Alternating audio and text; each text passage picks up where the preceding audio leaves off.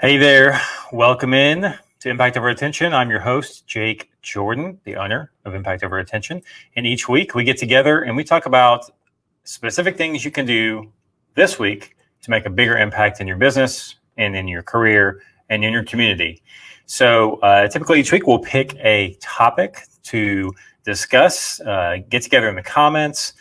Sometimes we have guests, but we always have some great conversation. And this week, our subject is clarity is kindness. And I want to just talk to you real quickly today about why being clear with yourself is actually the kindest thing you can do and get you in a more impactful place and helps you get to a place where you can do more things that get you towards a life of meaning, life of fulfillment, but making bigger impact in the people around you. And so here's the thing.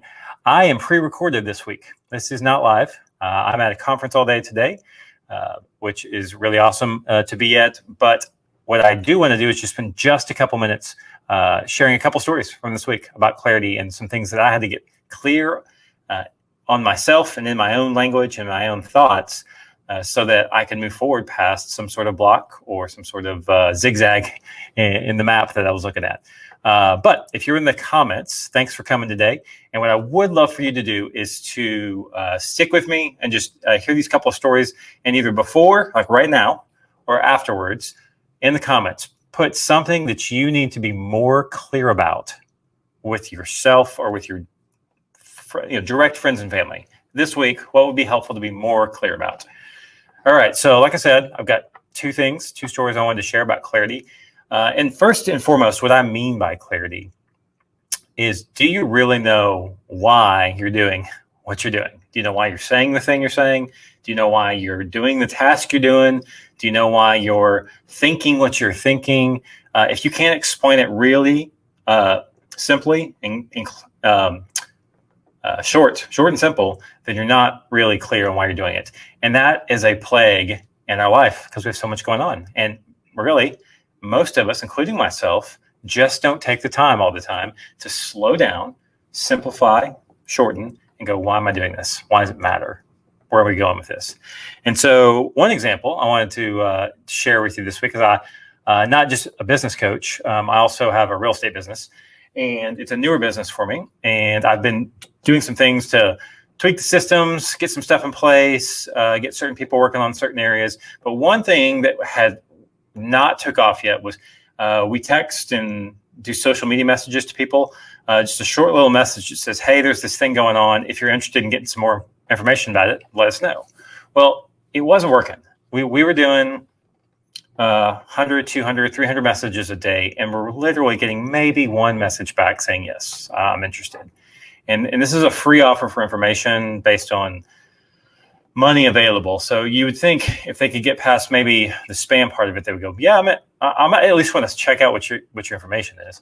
So here's where I wasn't clear. I could not figure out why people were not responding. So I took it to some friends of mine. I took it to my friend Chris, who is a StoryBrand certified guide. I took it to a couple other people who do great copywriting or website stuff. And they all had the same response. There's just one section. They were like, this feels weird to me. I don't know why. This feels icky. I don't know.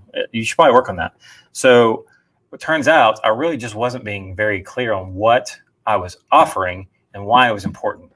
So switch that, and literally the next day and for the next 2 weeks, I got 8, 10, 12, 15 messages a day back asking about, what is this? What's going on? How can I tell me more about this? Things like that. So that was one thing that was really interesting where I just was not clear when I wrote it. I'm the one that wrote the stuff.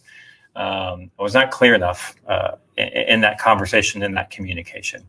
Another thing that I wasn't clear about was the fact that I have standing appointments, right? In my own calendar, I have standing appointments. These are things I do every week, rain or shine, hopefully.